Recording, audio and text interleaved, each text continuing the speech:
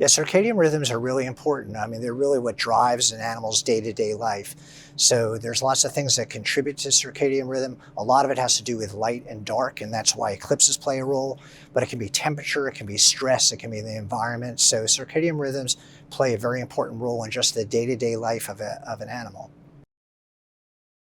It can change how they behave because it's all related to what percentage of light and dark that they see. So where they are during the eclipse can impact how they behave. So that's the hardest question to answer because we don't really know how they'll react before the eclipse happens. But for the most part, there's probably not too much to worry about. The biggest concern is people always ask, well, what happens if my animal looks at the sun? And they really don't.